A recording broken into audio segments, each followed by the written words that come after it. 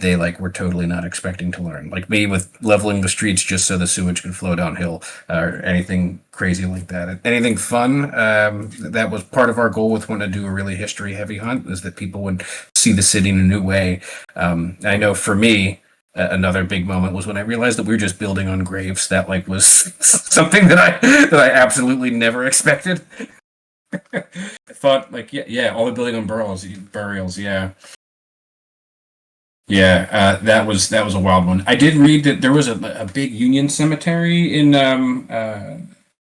like Bella Vista, I guess would be the neighborhood it was in, where they did exhume all the bodies and move them somewhere else. But in some instances, they just, and not even that long ago, they just built right on top of them. Um, there are other graves like that in Philly that are like parking lots now, which I guess is like maybe why they're parking lots. But crazy to think that you might be parking there, and it's just what it is, you know. Yeah, playgrounds. Imagine being a kid and like being the one kid that knows like that you're playing on top of dead people. Like damage you could do on that playground.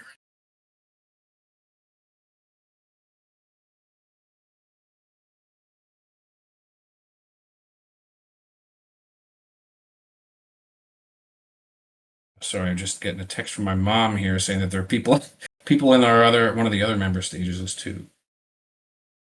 Let me shoot them a note.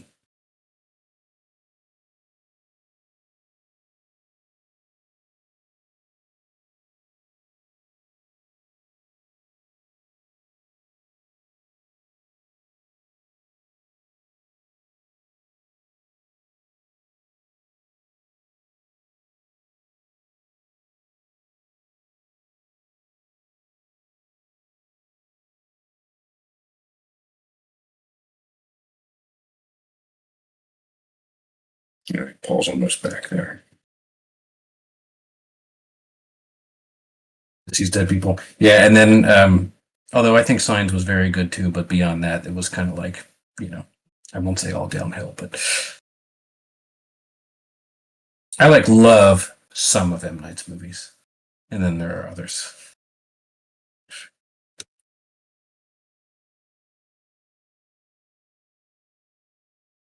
Those of you that did read our article that we did in the Inquirer, so we did that interview in Philly. This is actually before we did it in Fairmount Park. This was before we decided on the location in Fairmount Park.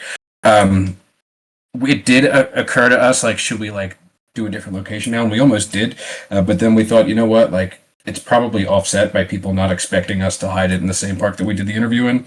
Um, so if people did know, like I'm sure I would have assumed, like, oh no, they're definitely going to go somewhere else. Um, so that was it was a fun article. I don't know if anyone has had a chance to read it, but definitely worth a read. Definitely worth a read. Looks like Paul's popping back on now. Cool. Hey, Paul. I'm here. I don't know if you can see me, but that's probably the best I got. I don't know what's It's okay. happening. Yeah, I think we're both freezing a little bit, but they can hear us all right, so we should just hop into it. All right, sounds good. All right, so we're gonna.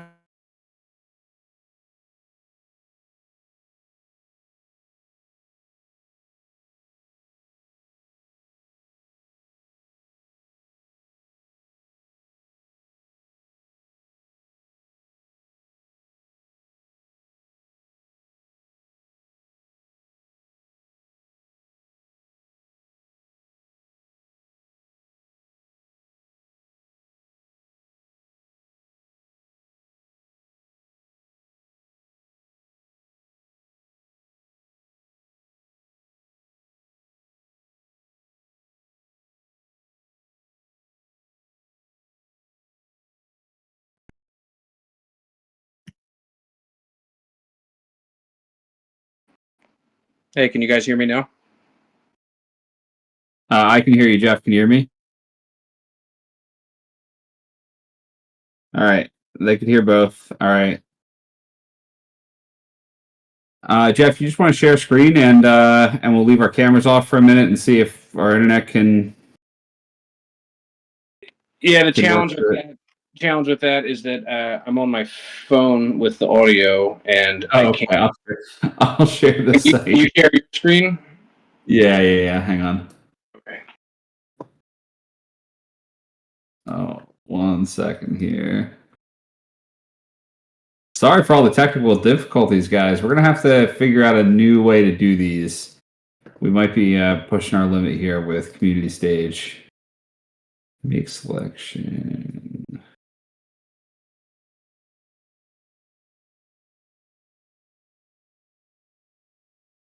All right, sharing screen.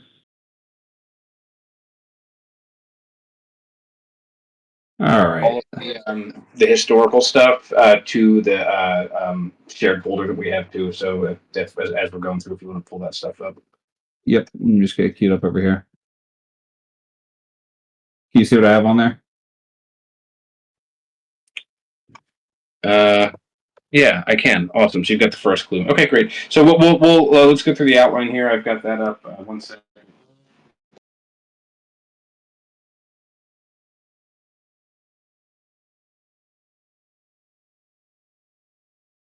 Guys, we've done 3 of these now, and the other 2 were, I mean, last one we had some technical difficulties, but nothing quite like this. I'm very sorry about this. Yeah, we're good though. Well, let's hop into it now. So you guys can see Paul's screen, I hope. We've got. Let's just start it off from the top. So thank you guys first and foremost. All of you are what make these hunts so cool. We've had almost 1,500 users between our free and paid tiers for this first city hunt, which was amazing. We say it all the time, but you guys really are the best part about doing this. It's me finding the need, between when I'm like feeding my daughter or rocking her in the middle of the night or what, at 3 a.m. Like, oh, let me just check and see if anybody's on talking about this stuff. So it's really cool that there are always people who are really, really into it. So that's from the bottom of our heart. We appreciate that. For this hunt, it's a little bit. Our premise was a little bit different, but the goal was still the same. We want to get people to go outside on real adventures, whether those are adventures that start at home, but then ultimately end up out in the world. Our goal is to break up the I don't want to say the monotony in life, but certainly like to help people get off the beaten path and get outside. And we know a number of you did that, which is really, really awesome. This was our first city hunt. So for this city hunt, we tried a few things that were a little bit different. We wanted to start with a much smaller circle, a much smaller buy-in, of course, as well. We wanted to find, and we're still trying to find, but we wanted to explore what it would be like to have a hunt that was like really all in on a thing. So this one, we wanted to go really all in on the history and have that be like a separate thing, so that history lovers, especially in and around cities where the history is like readily available and abundant, could have something there. We wanted to tie it into geography, and we brought in maps and stuff, like we always do. But I think with this one, what Paul and I certainly learned throughout this is that the history isn't always like fact. It's at least the way it's presented. We found several instances of conflicting information online and needing to find alternate sources and find images to back up what we were seeing in maps and vice versa. So it was a fun learning experience for us, but ultimately, yeah. Yeah. So we ultimately we went through like dozens of different potential locations, and we settled on ones that we thought were like the most solid and available in the right ways. And what I mean by that is we wanted to find a starting location that was clearly established. You had multiple ways to get there, but also was going to be a challenge to get to. But then as you progressed with each location, it would narrow in and become easier to find the information. So that's part of how we like to build our hunts. Is it starts difficult, but gradually works its way to be more accessible, I guess. We wanted to reduce the size of the circle, every day with the actual circle, but also with the clues. Some of those were a little bit more straightforward than others, but we'll talk about those in a moment here too. And then ultimately with this one, I was going to share on my screen here, which unfortunately it's not working, but I've got 7-8 books from the library a few weeks ago that are all about Philly history. A bunch of those, which when I was a kid, I remember like poo-pooing the Images of America, like the sepia tone books, and thinking like, oh, that's so lame, just pictures of like the past. And it's crazy like how into it I am now as an adult. but we had a number of these for different neighborhoods in Philadelphia. There's one book called Still Philadelphia, and on the cover of that book is a guy in his front door, and there's a lady hanging out the window on the second floor, and there's a sidewalk, and right outside of the sidewalk is railroad tracks, and that image like struck me. Like, people just walked out of their front door. I see a kid in this picture, and they would just walk out of their front door onto railroad tracks. That's crazy. And we looked into this location. It actually ended up being more toward Manning, so it wasn't going to work for a line that we wanted. But I thought, man, that the could explore to see what that would be like. There was a ton of research that went into it. At times, that research we found was incorrect or incomplete, or there was conflicting information online. A bunch of people who did not have access to the internet to like coordinate over decades that information. So we'll share what some of that was in a minute too. But ultimately, the way that we reconciled that is we said our thing is we want it to be right. So if we find that a source of information is incorrect, then we need to do it the right way, because that also adds to the clue factor of it too. If people dig into these clues with the level of excitement and thoroughness that we have, they'll also find something that is ultimately what actually happened. And for the most part, the history is represented correctly. Like, we're looking at government sources and the Smithsonian and the Free Library and whatnot. But in those few instances where it wasn't, that was something that we definitely weren't expecting to happen. Let me see here. I think next thing is we'll go into the solves, and we have our winners here. So we'll dive into the winners who are not named Pope, with Pope, which I don't know if you guys were here for the first 2 hunts, but the same person won the first 2, which was cool. They definitely established themselves as a force to be reckoned with, but no Pope three-peat. Paul, anything before we dive into the solve? 1 second. What's that? Inviting them to hop on now. I'm going to try and get back on camera if I can. I don't know if it's going to work or not. Hey guys, we're in. Can you hear us? All right. Yeah, we can. Everybody, this is Matt and Doug. I think you guys are together, right? We're together. Hey, yeah, we're trying to get. All right, there we go. Congratulations, guys! It's a huge accomplishment. You've successfully. You're technically the third finders of Vale. Second individual group of individuals. Yes, awesome. Sorry, Jeff. What'd you say? I'll go back off. Yeah. Mine's a little dodgy right now. I'm just slowing it Jeff, down. can you hear us? Put off for now.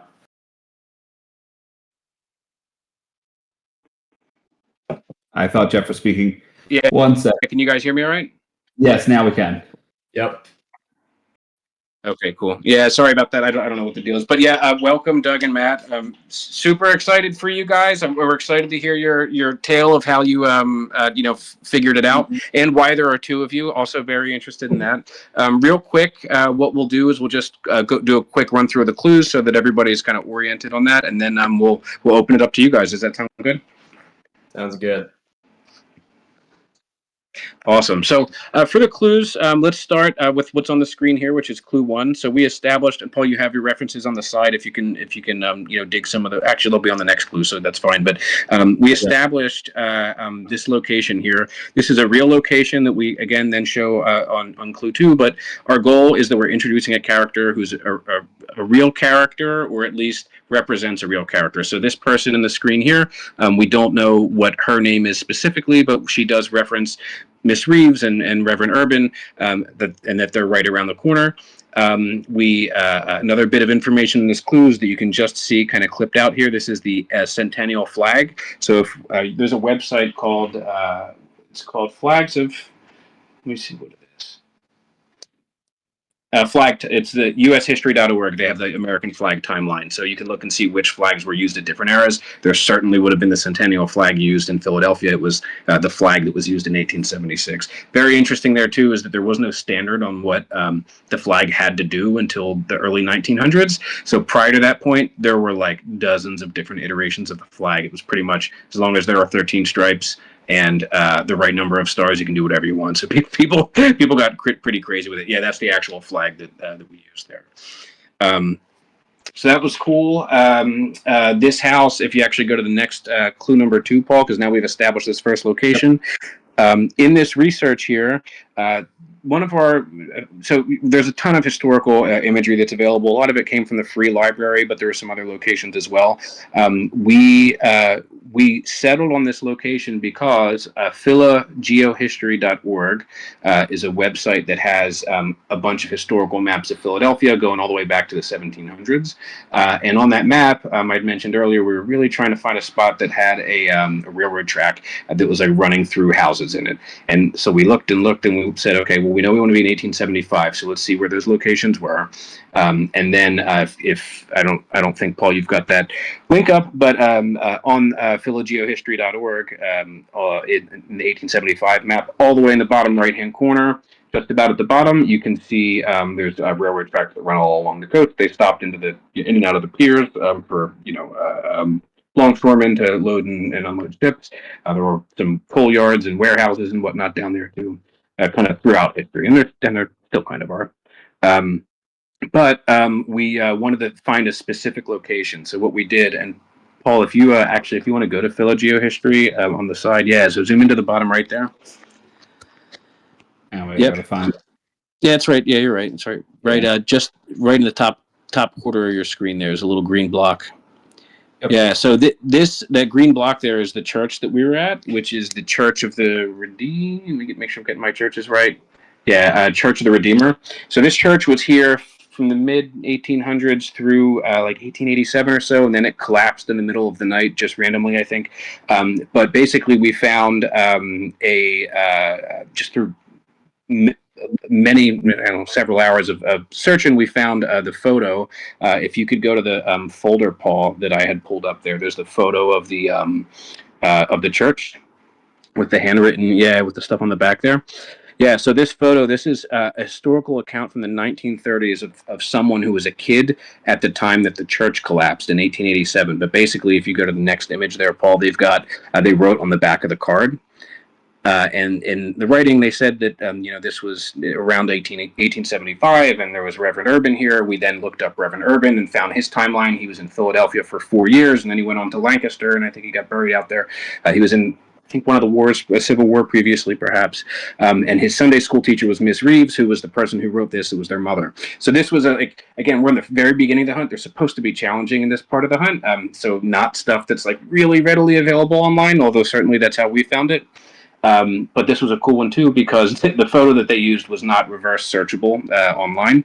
But basically it wasn't easily reverse searchable, I'll say.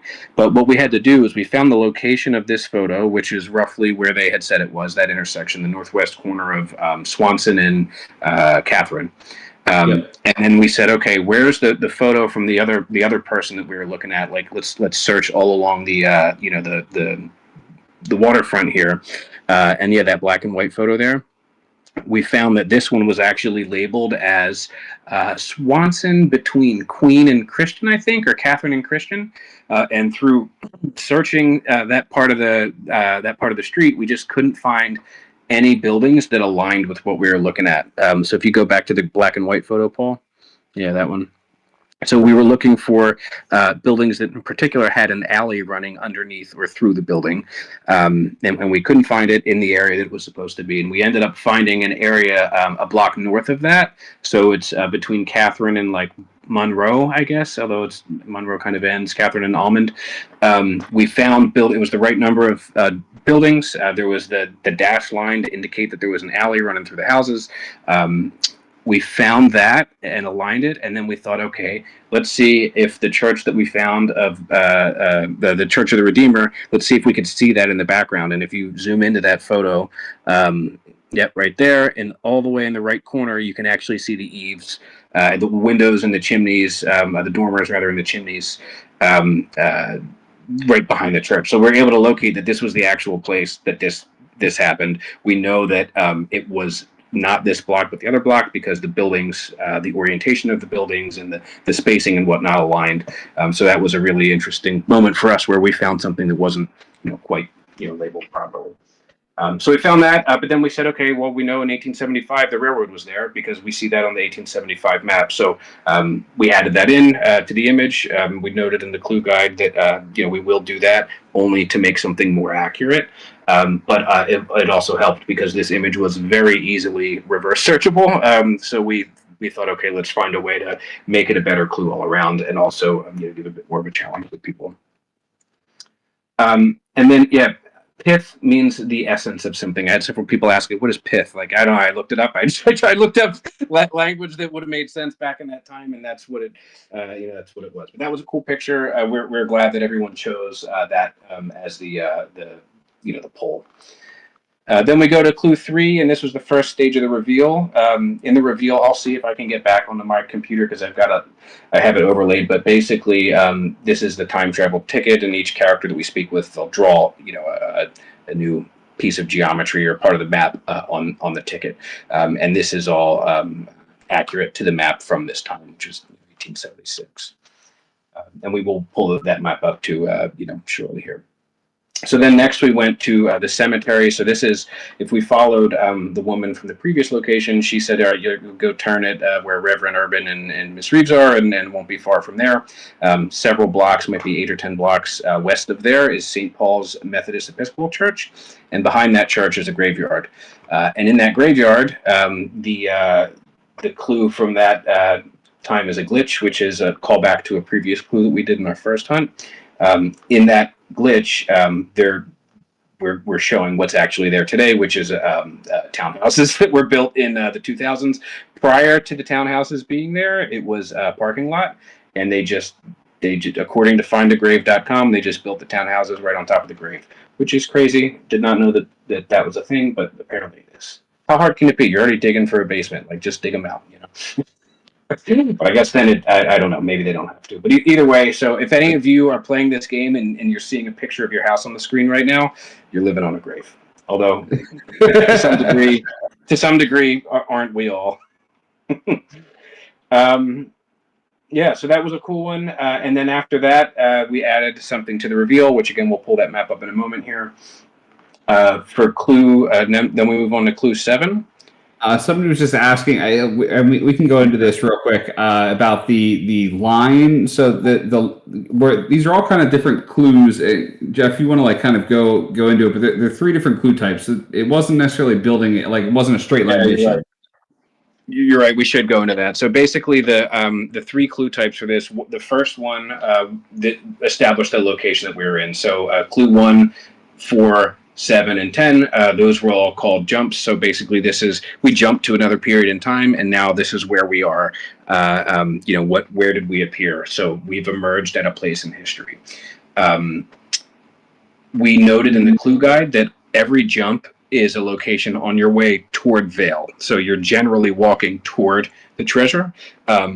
Certainly, you could be, a little bit more north or more south than the direct line, but you're on the path toward it. So from as soon as clue 4 came out, which is the graveyard, we knew that we were heading generally west, if not a little bit north, and that was going to eliminate anything that was frankly, east of our location here. So everything in New Jersey was really eliminated by day 4. We wouldn't do something like you go west, but then you take a kayak back down the Schuylkill and head back east. That would be not fun for. Yeah, that fit more into the expedition that we did, but that is more kind of a journey that it takes to get somewhere versus this is we're heading towards something, but not in a straight line specifically. Yeah, and then for the second one, we did the Discord poll, so that one changed every day, so that we knew what we would do for each of those 3 options. But whatever you guys chose, we got that clue ready the night prior, and then the last one is the reveal, which is just drawing another feature on a map. More of the map becomes identifiable, which I think is probably how Doug and Matt ultimately found this location.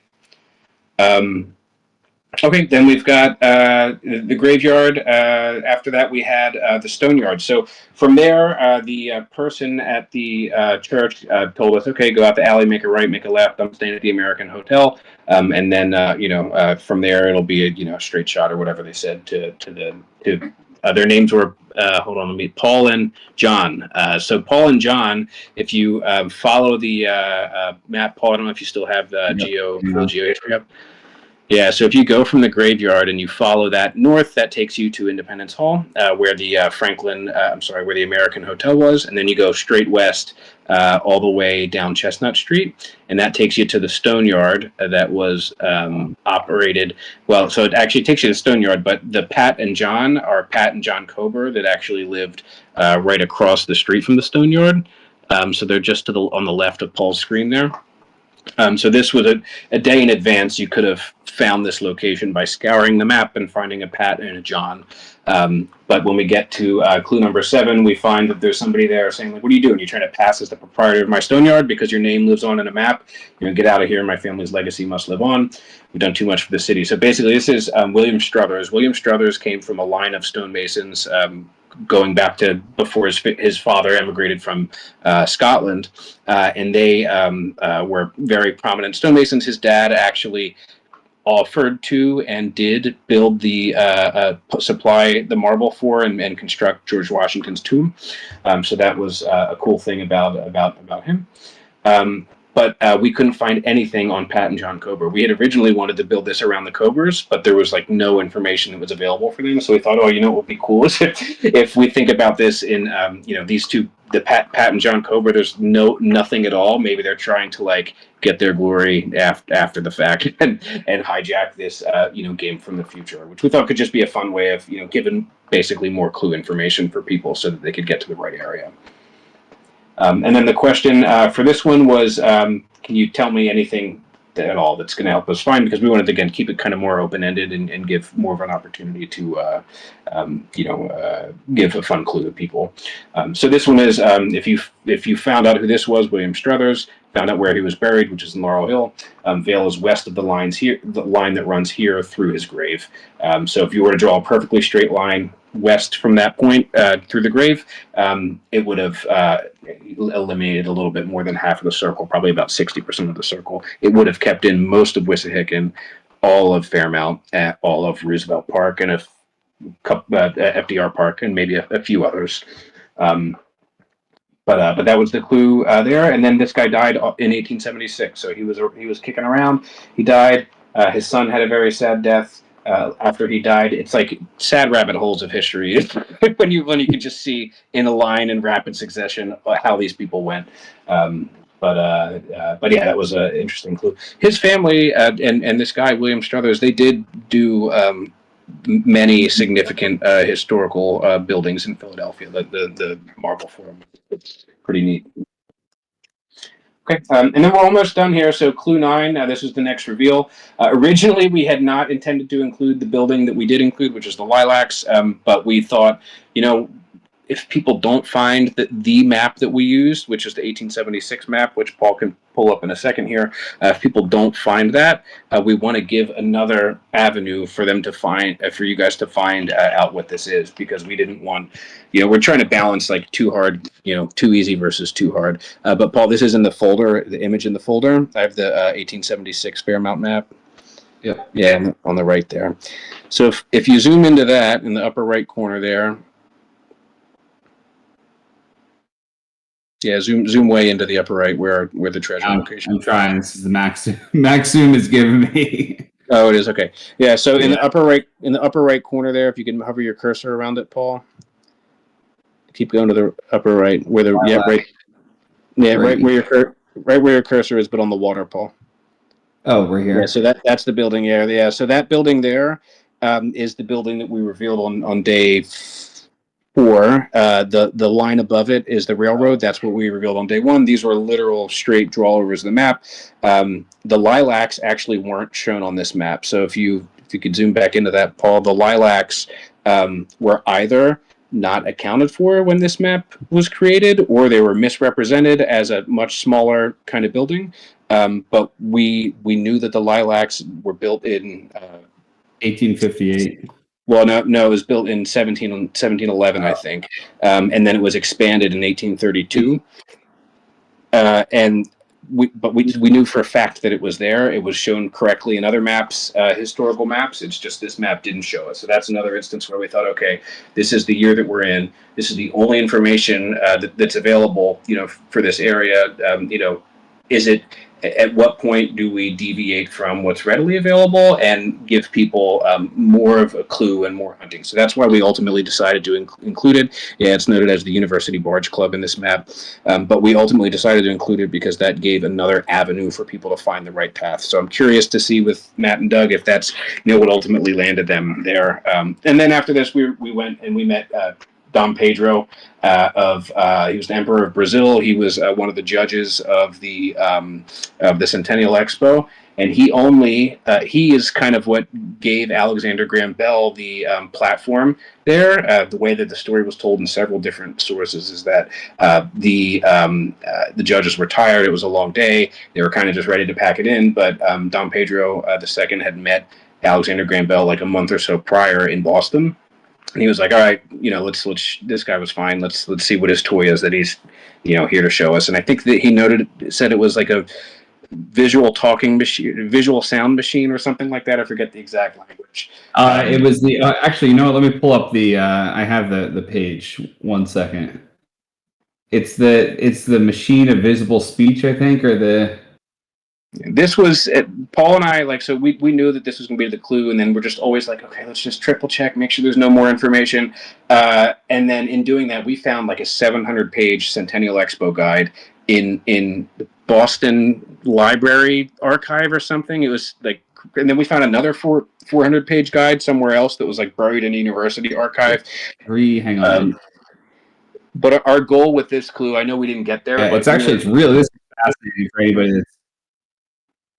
Yeah, our goal with this one, we didn't get there because, it was found, but we wanted to find the exact location, which we were close to honing in the exact location of where this took place, and then have the next clue be a point from that location. So if you guys had chosen, I think you chose a jump in time. So that jump in time was going to be 20 years later to when the trolley existed, and the next day the clue would have been you're taking the trolley, 7 stops. You would have gone to the Philadelphia Trolley Company website, found that the circuit runs counterclockwise, and counted 7 stops from there. You would have known that it's in walking distance from Greenland Station at that point.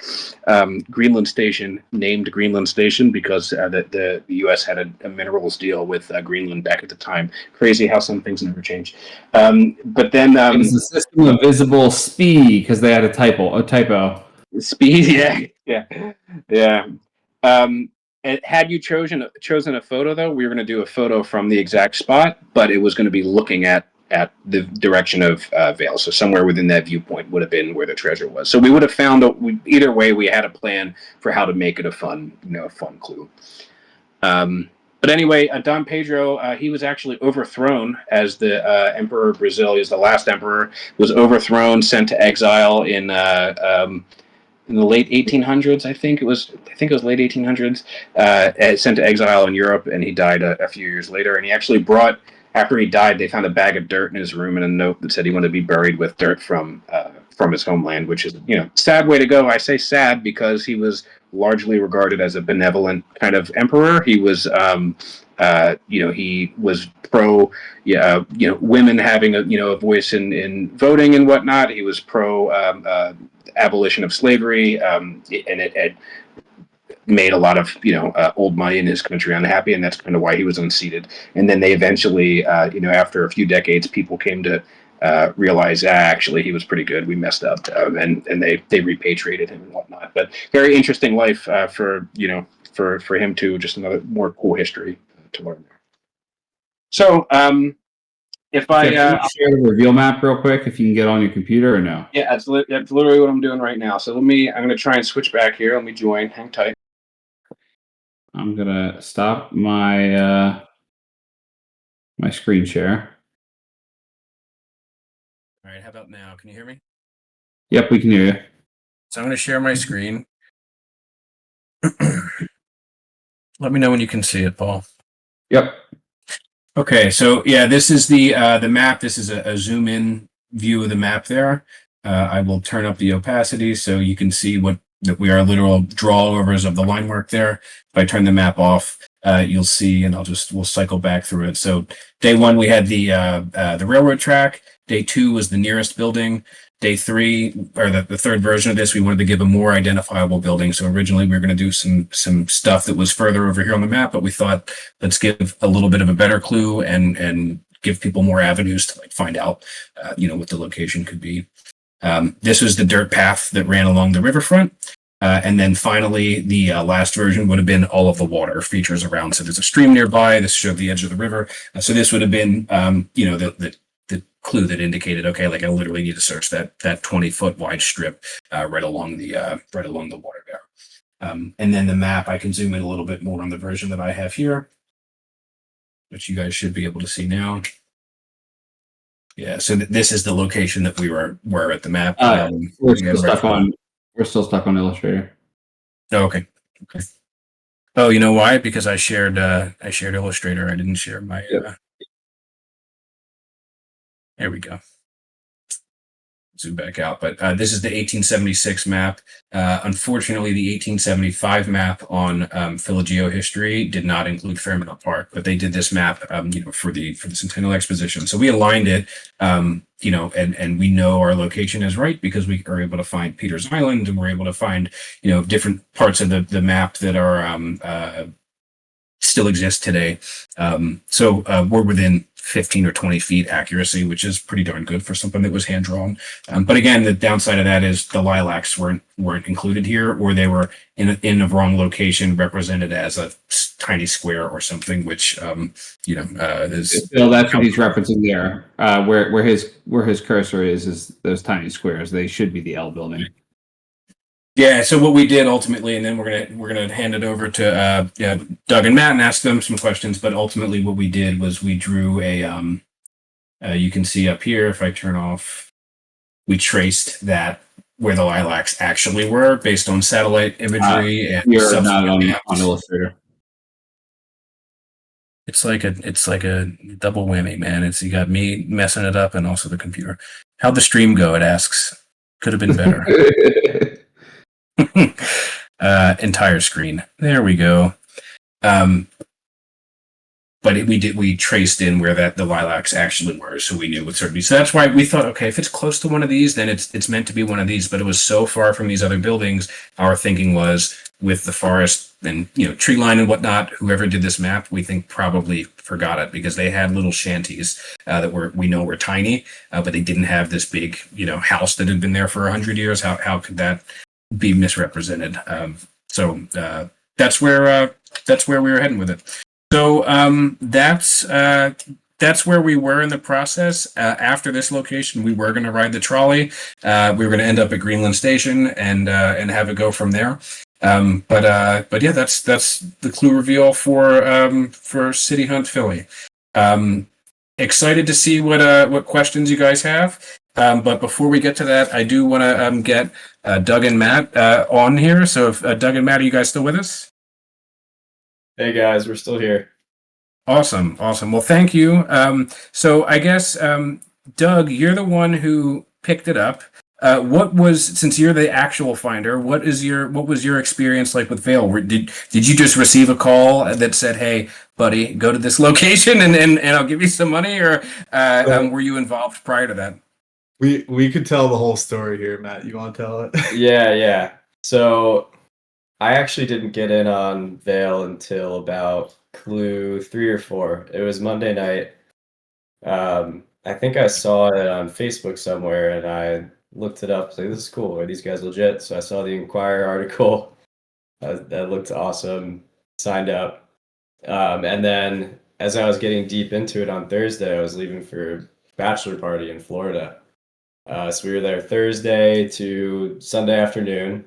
Doug was there. We were getting very into the clues when we were there, a little bit too much. Probably eight of us just going through it. That's awesome. But yeah, we were both flying back to Philly. We had this spot pretty much pinpointed. We were relatively confident. We were looking at the 1895 map and saw how perfectly that shape lined up. So we were like, that's got to be it. Doug's flight ended up landing about an hour before mine, so he got right to the spot. Doug, you can Oh my tell. God. Yeah, MLK Drive was closed, so I had to park like probably not the best spot, but walked down there and Matt had the pin on the map. And so we were walking down along the trail and I got close to where the pin was, saw like a little bit of a clearing, and I was like, if I was hiding something, this is probably where I'd walk. So walked in there and I spotted the trail camera first. Walked up to it. So probably searched for about walked down from where I parked for about 5 minutes and then searched for 30 seconds. Wow. Yeah, when you have it Wow. pinpointed, I guess that's yeah. You know. What were your friends thinking? Did they think like, oh, this is crazy, or were you validated now that you found it? Everyone was all in. We were Yeah. all looking at all the clues, trying to figure it out. That's awesome. That's cool. Now, was this the first hunt for both of you? Yeah, first hunt. Wow, that's all. That's really Really cool. cool, It's yeah. cool too. It's cool to see that you joined mid hunt and you were still able to find find your way to it. It's when did you think with confidence? Was it the reveal that gave away the building? It was not the reveal that gave away the building, but I mean, I guess it was because that one also hinted at the Centennial exhibition. So at that point, when we were walking west and we saw that house there, it was like, yeah, this has got to be it. I think spent 10 hours that weekend scouring every map from 1860 something all the way up to modern day, and that was the house that lined up perfectly. That L shape. We're sorry. We're sorry that's what you did at a bachelor party. It's okay. We're golfing. We have plenty of time between rounds. Part of that is really cool for this type of clue, because in our previous hunts, you guys hadn't been a part of, but like the method of getting to the treasure wasn't an exact like pinpoint location. Like the first one, if you use that same type of method, it would have led you on like a straight line. You would have had to walk like a mile and a half of a straight line through a park. So it's really interesting that you guys were able to get to the exact location. Yeah, I think we said when we were taking off, we're 65% confident that it's there. Let's go check it out as soon as we land. Yeah, that's cool. Do you guys live somewhat near Philadelphia? We don't need to know exactly where you live, but are you like you're within striking distance? Yeah. We live in Montgomery County, so when it first started, my house was still in the circle, which made me super excited. I checked my backyard; it wasn't there. Yeah. But yeah, we're nearby. It also helped That's that it was almost directly on the way back from the airport. So That's all. That's awesome. Good timing. Yeah, that was one of our goals with the city hunts too. Is that they could be like way closer than you think. Like think about how many people run and jog and bike by that within 25 feet of where that thing was every day. Like that's part of what we were hoping to explore with the city hunts too. TBD on if we do that for future hunts, city hunts. But nice guys. Are you just out of curiosity? Have you done anything similar to this before? Like are you in the treasure hunting or geocaching worlds, or was this your first time? I did geocaching when I was much younger, but haven't done it for years. I played GeoGuessr frequently, so Yeah. like exploring virtually, which kind of tied into this, looking at maps. That'll definitely help. I know you play GeoGuessr. Yep. Have you done a treasure hunt? no, nothing like this. That's awesome. Well, we're really glad that you guys joined us for this, and we hope you'll continue to join us again for the future. We've got another hunt. Our next hunt's going to be up. We haven't released a day yet, but probably a week and a half, give or take. We'll have the pre-sale go up. That'll be our New York City hunt, and then we've got a big hunt planned immediately following that. It'll be back to a traditional Vale hunt, so for Vale 3. Paul, anything that we should say that I haven't already? Yeah, the one thing that I think is valuable here too is definitely the element that you guys brought in of kind of community based. Given that Matt, you kind of came up with a reveal solve, but you couldn't theoretically make it here, in time, and you're able to like resource somebody to go boots on the ground to help you is kind of like an element to get people, from afar to be able to participate in the hunts that we really like that idea. So that's fun to, to see from our end, to see people working together and being able to solve, come up with solves. It's awesome. Yeah, crowdsourcing the whole bachelor party is a great idea. Yeah. Yeah, it's a good code. Would you say this added to the bachelor weekend, or was there a section of people that are like, guys, we've got to go to the bar, like get off of Google Maps? I said to Matt at one point, he was like, our friend John was there, who's living in Philly, and he's like, should I tell John about this? And I was like, no, you're gonna ruin his weekend. It's about him. Yeah. That's cool. I think everyone was into it or interested at the least, but we didn't let it interfere with the bar. We still got there. That's good. That's good.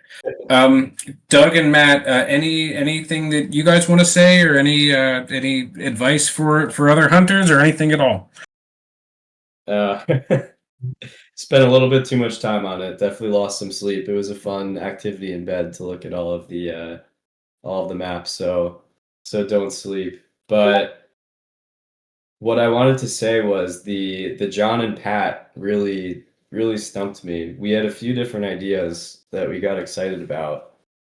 So we got to the American Hotel and we saw that there was a John Barry statue right next to Independence Hall, and on the sign below it, I think Doug found this. It said commissioned by Friends of St. Patrick's. So like, oh, there's John and Pat. So we looked at the rest. Oh, that's awesome. But that wasn't it. And then we looked at churches. There's actually a St. John's and a St. Patrick's that do lead you right to the marble yard, because it said John and then straight to Pat from there, and that actually went right to the stone yard. So I thought that was it until you showed the John and Pat on the as the property owners, which was pretty interesting. We have done things like that, like what you just mentioned. We did, I think, in one of our test hunts, we did a series of clues that were like that, where it was basically like X marks the spot, and you were, John and Pat would have been either end of the X. So that's a good line of thinking. That's cool that that's where you went. Yeah, that's awesome. Anything else, guys? No. All right. So if you don't mind, we'll hang out for a few and just take a look at any questions that anybody's been posting in the chat. Paul, I don't know if you've seen. Oh, yeah. So let me see if I can share. Phil posted the picture of the townhouse. I just like I have to pull this up.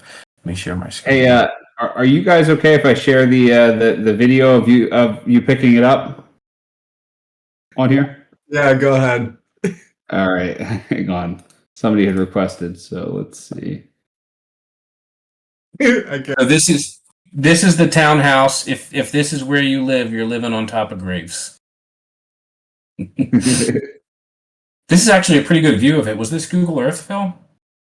I feel like the in Google Earth Pro, I feel like the buildings weren't as nice of a resolution as I was hoping. But actually, I had to look back through historical construction photos of Philly to find this exact building and then recreate it so that people could see it with the glitch. So I'm going to share this video, and then I have a couple of questions I want to answer in the chat too. Let me see. Share screen. Let me know if you guys can hear this. This is Doug Hauser. I'm with Dan Fetzko. We found Vale. Today is June 1st at about 3:12. We're in Fairmount Park near the river by the Strawberry Mansion Bridge. That's it. But they're real, and and they're not. So a few other questions that I see in the chat here. So. So finding 7 matching townhomes got in the right place. Yeah, so there was one clue in the graveyard of someone named Ball who was in a fresh grave. That's someone who we found the date that they passed away. They were in that cemetery. They're still there under those houses. So that was the clue that this is another one that if you find this Ball person, it's 1875. You know that you're in the right cemetery. And there were a lot of there was a lot of research potential locations that didn't end up making it in here. Like we had some really really awesome locations picked that just didn't quite make as much sense. But there's so much history packed into into Philly. Oh no, I can share my screen again. Yeah, let me share because there were some things like let me pull up the theater. What was this theater called? Remember there was the Bull's Head Hotel too. Was the one where they laid the first piece of test railroad track. The first railroad. This is the part of the Solve video where I start getting fired up. The first railroad was tested in Philadelphia. You'd think that would be a huge deal, but at least the first railroad in North America, and it was like more of like a rail cart type thing. But still, you would think that would be a huge deal. Right in front of the Bull's. I think it's the Bull's Head Hotel. It was called. I think it was in like Northern Liberties or something. You know what? It's actually right where North Pole is now. That's where the hotel was. It was right in front of where North Pole is. Out of the Rising Sun. I can find it. But it's crazy. Like there's like you would think that would be a big deal, and it wasn't. This theater here, this was a Moorish style theater that was on Broad Street, right across from, I think it was just south of the Kimmel Center, but on the east side of the street. But we had looked at potentially doing some things here, but then we found different sites that would be a little bit easier or harder or whatever it was, with the clues we were trying to tell. Right around the corner, actually, from the Stone Yard, this is the first troop. Something, or I forget the exact name of it. I can find it on the map here. But this was like a place for soldiers at the time to go and I don't know. First troop armory, actually. Okay, so they were stockpiling weapons and stuff. So the Stone Yard. Someone asked what this big pole was. Part of why we love this photo is because when I thought about 1875, I couldn't have conceived that there would be a pole this big doing anything anywhere. But this is what they used to move the stone around. So they would, with the system of like pulleys and winches and stuff, they would pick up these stones, load them on the carts, and send them off. But it's just crazy to think that that's how all the stone that was processed through the Stone Yard. I don't think any of it was excavated here, but this was like where it all came. It went on like wagons over cobblestones elsewhere throughout Philly. This one's actually really cool. This is on 2nd Street. I don't know if any of you guys are familiar with there's a place that does like mascot costumes right underneath, and I don't know if they're still there, but it's right under the Ben Franklin Bridge. But literally right next door, this building is still there, and this photo was from 1880 something or 1870 something, but literally the exact same building is still there. It looks like the same building minus like the barrels of what I assume is like whiskey and the old timey signs and whatnot. But that was one that we were really trying to find a way to work in, and we just couldn't. But it was cool in that it is still still there. And there was a couple other cool ones. Just seeing what these streets looked like back then and all the information you can glean from this, it really like opened up our minds to like what the gamification of a hunt like this could be. So that's something we're really looking forward to exploring in future hunts. Definitely not the next hunt because it was a lot of freaking work. I'm not going to lie. I lost a lot of sleep making sure that these clues were right, and I know Paul did too.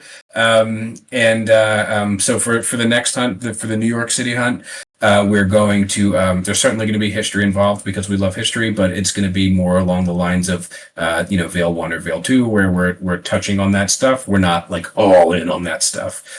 So that's something that we'll certainly revisit in the future. One other thing I'll say too, I'm like super excited for this. Paul, I'm just going to say it now because there's no way we're not doing it. We're definitely going to have like a post-apocalypse themed hunt at some point. My hope is by the end of the summer, which just thinking about the options there, because it's still like photos, but the stuff's been destroyed and you see a glimpse of the sign or whatever that is. Where are the, I want to incorporate a Geiger counter somehow. We'll get there. That's not going to be the next hunt, but we've got a lot of really interested in pushing our Photoshop skills to the limit. Yeah, they're well past the limit first. Just a couple things I wanted to touch on. So for the people in the chat that did not participate in Veil 1 or Veil 2, so that every hunt operates a little differently. We have a lot of different clue types that we pull from, and we end up pulling 3 for each hunt. And so for the first hunt, we had a riddle, which was just like a kind of a standard riddle to help you reveal information as we went. Then we had something called a straight line mission, which gave you points, and if you found the correct points, it would give you a direct line over the treasure within a couple feet. And then we also had a glitch, which was a image of an area close to the treasure, and it was kind of a little bit of the image was glitched to show you an area of a previous time. That's what you guys got for, I think it was Clue 5. Yeah. But only, in the, And our then- niches were up fast. Yep, and then for Veil 2, we ended up having a window clue, which was an area where an area near Veil where you were looking out and watching things unfold over time. And then we had an expedition that ended up taking you from the source of Veil 1, the where Veil 1 was found, to Veil 2. And then we also had a proximity clue, which essentially gave you different points on the map and a radius as to how far they were from Veil, and then you could pinpoint it from there. So they're different each time, and they will be different each time. Are they on the site still, Paul? The pages are up. I could actually I'll get that all up in the next day or so everybody can go through and look at the old hunts. See if anybody wants to see it. Yeah. One other thing too, and then I know we're at an hour here, so we do want to let you guys go. But where we did our interview was actually right here in front of what was named on this map the Bertoldi electric light exhibit. It was actually the arm of the Statue of Liberty. So it was really cool. This is what kind of like got us down this path like 3 or 4 weeks ago. We wanted to find this exact location, and it didn't exist in the way that we thought it would exist, like arm of Statue of Liberty. It wasn't. That's not what it was back then. It's because they were like raising the funds for it. So we pinpointed the exact location that exists, and it's an area that we have both walked by several times before and never even knew it. So that's part of what the goal was with this hunt, is to uncover like really cool things about the past. And to celebrate them and shine some light on them, in a way that also makes for a fun game now.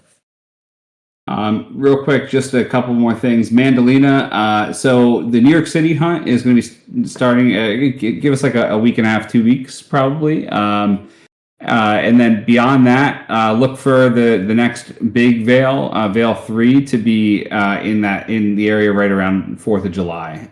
Is what we're aiming for. Yeah, Veil 3 is going to be a bigger circle. We haven't decided on it yet, but it's very likely that that Philadelphia and New York and more will be in that circle, and that'll be for higher starting reward and whatnot too. Argast, we're staying out on the East Coast for now, as we kind of are still getting our feet wet with everything. Wow, we are, but the plan is eventually to expand outward and include more areas. Yeah, definitely the goal. We actually had hoped to do that sooner, to expand sooner, but we want to like build off of people who know. So basically, we don't want to start from scratch in every new location that we go to. That's something we realized after we did the first one. We thought, oh wait, people already know about us in this area, so let's do another one in this area. So we're trying to like organically build out from that. Someone just shared. I'm not sure who this was. Not Scooter. AK Struthers and Sons advertised on this map. I don't know if this is a map of Philadelphia that I had even seen. So this is. Oh, you know what? I think we saw this briefly, and then there was information that we could glean. So I thought, okay, let's move on. But that's cool. I didn't know that. What I will say though, and this will be, I guess, the final thing. There used to be a huge island, guys, in the middle of Delaware River, Windmill Island, and there was Smith's Island, and there was a hotel on it, and they had like a little tiny port out there. It was like, hang on. It seemed like a really cool place. And here in the 1875 map, you can see it too, I think. No, Jeff, where's that zoom in thing that I found? It. I know the one you're talking. The one that's like super high res. Yeah. I didn't save it, so I'm not sure. But it's just really cool. We had hoped, honestly, we could have covered a lot more history in this one. But there's just no way, like, it's hard. There's so many cool things to hit. So plenty of stuff that we can call back to in the future, though, for sure. I'm sure years from now, someone will be watching this video and thinking like, "Oh my God, we got to go look in the middle of the river and see if it's on a buoy by where Windmill Island was," and maybe it will be. All right. So if anybody has any other questions, feel free to type in the chat. We're probably getting towards the end here. And any questions for our winners? Seems like everybody's learning. Yeah, thank you guys so much. We'll give you as much notice as we can. Like Paul said, we think maybe a week and a half, give or take. We'll have the New York City hunt, and then after that, we'll be right into Vale 3 sometime in early July is the goal. So we'll see, but that's TBD the plan, and you guys will see a pre-sale up soon for the next one. Oh, sorry, real quick. Tommy was just wondering about the subsequent clues that they didn't get. We talked about them briefly. We don't have all the graphics up on the site to look at, but Jeff, if you just want to give another recap real quick. Yeah. So we were going to spend 2 more days with Dom Pedro at the Centennial Expo. The next clue was you guys had chosen a jump, so that jump was going to be to the trolley line that came into existence in 1896.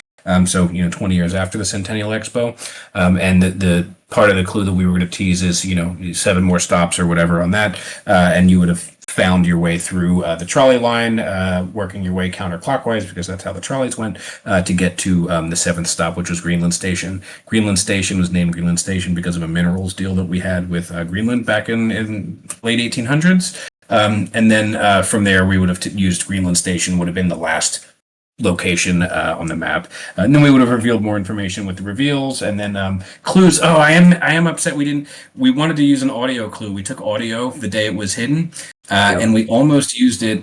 We almost were going to offer that for, it wouldn't have mattered either way, but it would have been today's clue, yesterday's clue. And you would have heard like the cars moving slowly, whizzing by, and some cars going slow by the parking lot, and then people running along the running track. So that's one that we might break out, in the future. If we find the right opportunity for it. So yeah, thank you guys so much. We appreciate it. We're really looking forward to seeing you all after a nice week off. Seeing many of you hopefully for the next city hunt, and then of course back for Vale 3 soon after that.